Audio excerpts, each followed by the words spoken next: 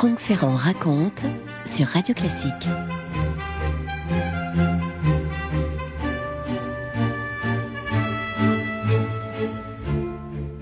L'hiver 1940, c'est ce qu'on appelle la drôle de guerre. Vous savez, tous ces mois qui défilent sans qu'on se batte véritablement.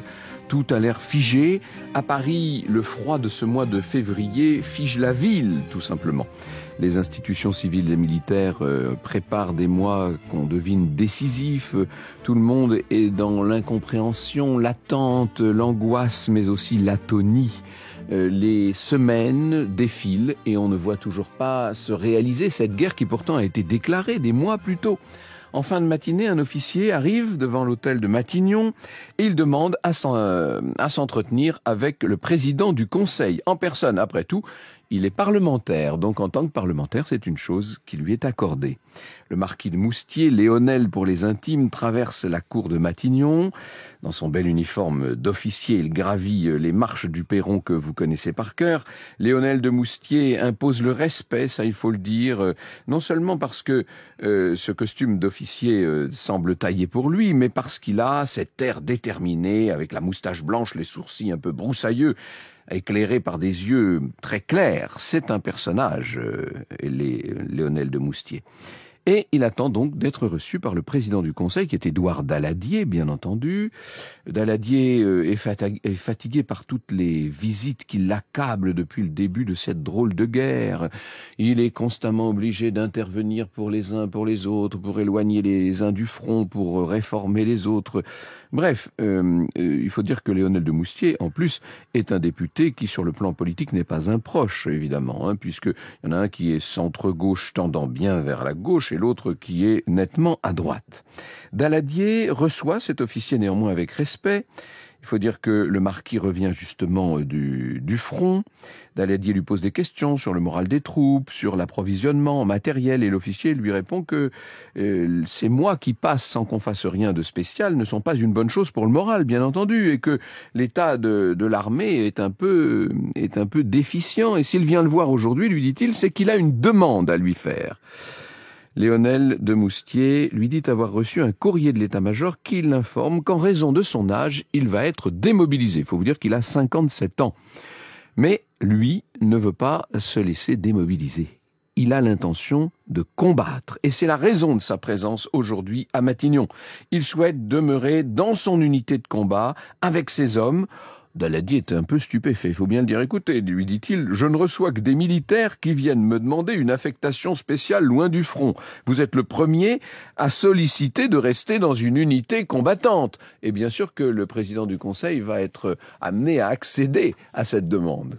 Franck Ferrand sur Radio Classique. Personnage entier, ce Léonel de Moustier, bien connu dans sa région franc-comtoise. C'est une forte tête, disons-le. Il est né en 1882 dans une grande famille de la région, de cette comté. Il grandit dans le beau château de Bournel, domaine familial depuis 4 siècles. Son père est député du Doubs en 1889. Léonel est un républicain convaincu, certes conservateur, mais républicain. Avec sa femme Jeanne, ils ont 6 enfants. Lorsqu'en 1914, la guerre éclate, évidemment, c'est un choc comme pour tout le monde. Il est âgé de 32 ans à l'époque, se porte volontaire pour le front. Adjudant, il va sortir de la guerre lieutenant avec la Croix de guerre et la Légion d'honneur avec 5 citations. Ça vous montre un peu le genre de guerre qu'a faite Léonel. Il s'est battu pendant toute cette grande guerre terrible. Et après, comme son père, il est élu député du Doubs.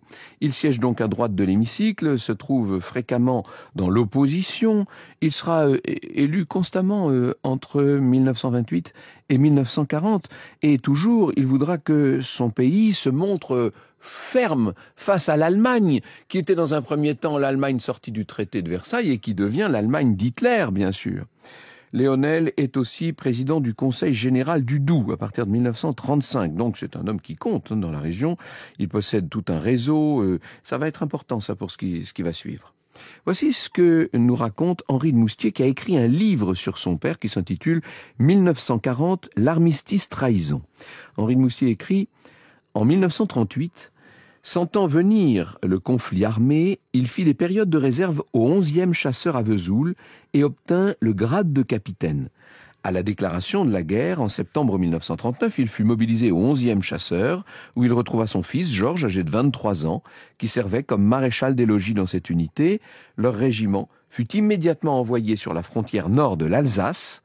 Âgé de 57 ans, père de 12 enfants, député, il était à nouveau volontaire comme en 1914. Il rejoignit l'armée avec 9 de ses fils et gendres et fut le premier de sa famille à subir le feu de l'ennemi. Et donc dans les derniers mois de 39, dans cette période de la drôle de guerre, le fils de Jeanne et Léonel est cependant tué. Vous voyez qu'il y avait quand même évidemment des risques au front. C'est une terrible douleur pour la famille, bien sûr, et c'est le début de cette attente avec ces unités qui ne bougent plus. C'est à ce moment-là que Léonel de Moustier apprend qu'il va être démobilisé et qu'il fait cette visite éclair à Matignon pour rester là, parmi ses hommes. Et arrive, bien sûr, la grande offensive du 10 mai 1940. C'est le début de la bataille de France.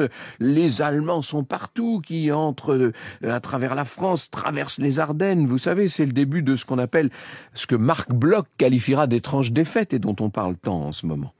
Léonel de Moustier va combattre en Belgique pendant plusieurs semaines. Il couvre la retraite des unités. Il reçoit un jour l'ordre de se rendre et il refuse cette reddition. Près de Lille, sa division est cependant encerclée, ça vient de partout. Mais avec ses cavaliers, il arrive quand même à percer les lignes ennemies et à s'échapper avec son escadron et à conduire cet escadron jusqu'à Dunkerque et à embarquer avec ses hommes pour la Grande-Bretagne. Sauf que dès qu'il est rentré, dès qu'il est arrivé en Angleterre, il fait le voyage inverse et retourne en France. Et à ce moment-là, il est promu officier de la Légion d'honneur. Et c'est dans ces conditions, dans ce désastre et cette espèce d'apocalypse tournoyante qu'il apprend, qu'il entend le fameux discours du maréchal Pétain à la radio. Et ce discours le choque, le heurte, il est outré. Il déclare qu'il faut exécuter ce vieux maréchal à la retraite. Il est député, je vous le rappelle. Eh bien, en tant que député maintenant, il va lutter de toutes ses forces pour empêcher la capitulation. Vous écoutez Radio Classique. Et donc, début juillet 1940, comme tous les parlementaires, c'est à Vichy que se retrouve Léonel de Moustier. Dans les réunions qui se tiennent dans tous ces beaux hôtels de Vichy, le député du Doubs se sent quand même un petit peu seul pour combattre ce qu'on est en train de proposer, ce que propose notamment le ministre de la Justice de ce nouveau gouvernement Pétain, qui s'appelle Pierre Laval.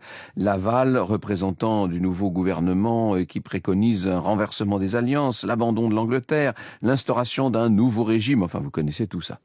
Le marquis de Moustier, profondément républicain, ne veut même pas entendre parler de tout ça. Il poursuit Laval de commission en commission et de salle en salle pour s'opposer à tout ce que Laval défend. Et un jour, Pierre Laval se présente devant lui et se met à le menacer.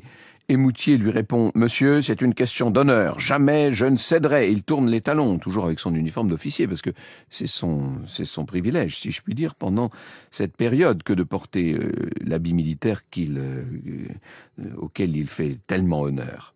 Et puis arrive, bien sûr, le 10 juillet 40, l'Assemblée nationale, ce qu'on appelle à l'époque l'Assemblée nationale, c'est-à-dire la réunion de la Chambre des députés et du Sénat. Tous les parlementaires sont au théâtre du Grand Casino de Vichy et c'est un vote terrible puisque c'est le vote des pleins pouvoirs constituants à Philippe Pétain. Léonel de Moustier s'inscrit sur l'état d'ordre du jour pour prendre la parole et s'opposer publiquement à cette manœuvre politique et constitutionnelle. Le texte de loi parle d'attribuer tout pouvoir au gouvernement de la République de promulguer une nouvelle constitution de l'État français qui devra garantir les droits du travail, de la famille et de la patrie. Et dans les rangs de l'Assemblée, évidemment, il y a très peu de gens qui vont voter contre ces pleins pouvoirs au maréchal Pétain. Il y en a 80 en tout. Et pour dire les choses clairement, Léonel de Moustier est le seul député de droite qui va faire partie de ces 80 à voter contre. C'est un journaliste socialiste, il s'appelle André Guérin, qui écrira dans ses mémoires, je le cite, « Ce 10 juillet, même parmi ceux qui voient la République perdante et perdue, les rancœurs s'exhalent. On entendra le marquis mousquetaire Léonel de Moustier, député du Doubs, exprimer la sienne. Lui vient de perdre un fils, Georges, tué en Belgique. Les Allemands ont rendu à ce fils les honneurs militaires, mais le père, chef d'escadron de réserve, combattant volontaire malgré son âge, 58 ans, ne désarme pas. Désormais, fait-il savoir en entraînant ses amis au bar, mon vin blanc, c'est le whisky. Et ceux qui peuvent comprendre, comprennent. Pour l'instant, ils ne sont pas très nombreux à s'attarder autour de ce récalcitrant qui parle si haut, écrit André Guérin. Le whisky, ce n'est pas un alcool très français, n'est-ce pas? Vous voyez très bien l'engagement direct de Léonel, qui n'en revient pas de voir la France, ce grand pays auquel il donnerait tout, auquel il a déjà donné un fils d'ailleurs, et 3 années terribles, même 4 de sa vie. Il n'en revient pas de l'avoir accepté, qu'on cesse le combat, de voir Pétain demander la cessation des hostilités alors que la flotte française, tellement puissante, est encore intacte, alors que le pays n'a été envahi que rapidement et partiellement et que beaucoup d'unités sont encore debout et qu'il y a tout cet empire colonial qui pourrait servir. Mais que se passe-t-il? Où sont les élites du pays? Le député n'a pas l'intention de marcher dans leurs pas. Il rentre chez lui, au château de Bournel. On est donc entre Besançon et Montbéliard, pas très loin de Rougemont, et c'est là qu'il va poursuivre le combat contre l'occupant. La famille dans laquelle il a eu l'honneur de naître est très implantée dans la région et lui-même a, vous l'avez compris, beaucoup de relations, n'est-ce pas? Il va profiter de ce très grand réseau pour monter un groupe de résistance dans lequel le château de Bournel est une sorte de pièce maîtresse. C'est la plaque tournante, si vous voulez. Il va cacher des résistants, donner asile à des aviateurs abattus, à des prisonniers évadés, à des agents de renseignement, qu'ils soient français ou étrangers d'ailleurs, et puis plus tard à des réfractaires au service du travail obligatoire, au STO. Léonel n'est plus député, puisqu'il n'y a plus de chambre des députés, mais il est toujours président du Conseil général du Doubs, et à ce titre, il doit se déplacer tous les jours sur les routes de son département. Et il a bien sûr, pour ce faire, tous les laissez-passer nécessaires. Il n'est pas fouillé. C'est une personnalité politique locale. Il se rend souvent à Paris, où il peut rencontrer un certain nombre d'autres chefs, d'autres réseaux de résistance, qui se sont eux aussi constitués ici et là. On n'a plus idée aujourd'hui du caractère spontané de tout ce qui s'est levé comme ça à travers les provinces de France. Et il se lie avec le préfet de police, Roger Langeron, bien sûr, grand historien, grand résistant. Voici ce que le préfet de police écrit. Visite du marquis de Moustier, député du Doubs. Nous nous connaissons bien depuis longtemps. Je n'ai jamais cessé d'entretenir de bonnes relations personnelles avec Léonel de Moustier, actuel chef de famille. Combien j'en suis heureux aujourd'hui. Et quel magnifique Français j'ai devant moi. Il rend des services importants à tout ce qui est ennemi de l'Allemagne. Il reçoit chez lui tous ceux qui ont besoin de se cacher. Il vient me demander de faciliter certaines opérations et je le fais naturellement. Alors, tandis que Léonel se trouve à Paris, encore une fois, il rencontre des chefs de réseau. Il se promène sur les boulevards, dans les faubourgs, avec son ancien collègue, le sénateur Guillaume Desretours. Et un soldat allemand se présente et demande leurs papiers aux 2 hommes. Et l'ancien député, à ce moment-là, lui colle un uppercut. Le soldat s'effondre. Vous imaginez la situation, c'est extraordinaire ce qui vient de se passer. Et les 2 hommes poursuivent leur chemin. Le rôle de Léonel de Moustier va devenir de plus en plus important. Il se rend maintenant en Belgique. Il faut vous dire qu'il a des parts financières, des actions dans certaines grandes sociétés. Il n'hésite pas à demander aux Anglais de bombarder de nuit les usines dans lesquelles il a pourtant des parts, afin qu'elles ne servent pas les intérêts allemands. Léonel réalise ce triangle, si vous voulez, entre Paris, la Belgique et la Franche-Comté, bien entendu, avec un réseau de renseignement qui est en train de devenir un des plus efficaces dont disposent les Alliés dans la France occupée. Franck Ferrand sur Radio Classique. On est maintenant début 43, ça fait plus de 2 ans que Léonel de Moustier active son réseau de résistance et multiplie les contacts. Un beau jour, je vous donne un exemple, il y aurait 1000 anecdotes à raconter. Il est sur le quai de la gare de Besançon, il y a un soldat allemand qui s'approche pour lui demander du feu, et à ce moment-là, l'ancien député se raidit, et il répond que cette exigence ne fait pas partie des conditions de l'armistice. Et il fait demi-tour, ça vous donne une idée. Alors, ce qui est extraordinaire, et je trouve assez beau dans cette histoire, parce qu'il faut toujours chercher l'histoire, n'est-ce pas, est un grand réservoir d'expérience. Et ce qu'il y a de magnifique, c'est que jamais Léonel de Moustier n'a considéré les choses comme perdues. Il a toujours eu chevillé en lui cette certitude que Hitler serait battu, que la libération finirait par venir. Et c'est dans ce but-là qu'il s'active. Au printemps 43, on lui a demandé d'être membre du CNR, du Conseil national de la résistance. Il poursuit ses activités. À l'été 43, il accueille 40 enfants de la région parisienne et prépare son château de Bournel, à devenir pendant quelques mois une colonie de vacances. Et un jour, tout bascule. C'est Henri de Moustier qui raconte. Cette dernière semaine d'août débutait sous les meilleurs auspices.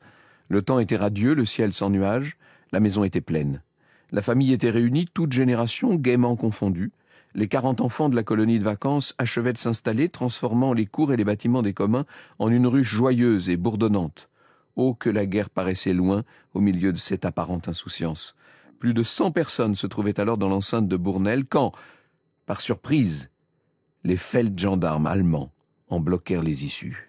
On est là le 23 août 43. Les Allemands sont ici pour arrêter Léonel et 2 de ses fils parce que ils savent qu'il y a dans le château des clandestins et ça suffit évidemment à mener cette rafle. Franck Ferrand sur Radio Classique. Tous les membres de la famille ont été rassemblés dans le vestibule et voilà qu'arrive le chef de la Gestapo, qui est ravi d'avoir mis la main sur des terroristes, vous connaissez l'expression. Il s'autorise... le chef de la Gestapo va autoriser la famille à déjeuner ensemble et puis à la fin du repas, il va donc emmener le marquis et ses fils Guy et Henri ainsi qu'un oncle qui s'appelle Jacques. La famille a donc une dernière fois partagé un repas dans cette salle à manger. Il y avait un cordon de sentinelle et on a fait comme si de rien n'était.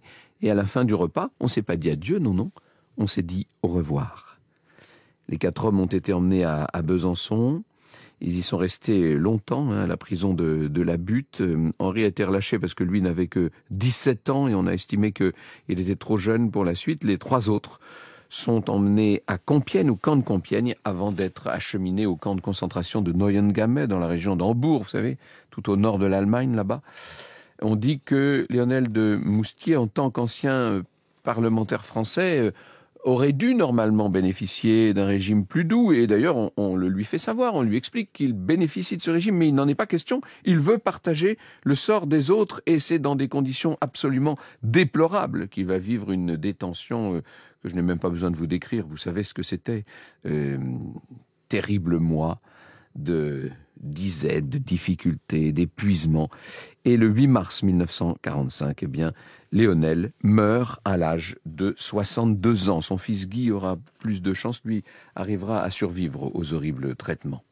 Et c'est un autre fils de Léonel de Moustier qui entre à ce moment-là dans cette histoire, puisque Philibert, qui est séminariste en Bretagne, après le débarquement de Normandie, va quitter son séminaire pour rejoindre la 2e DB du général Leclerc.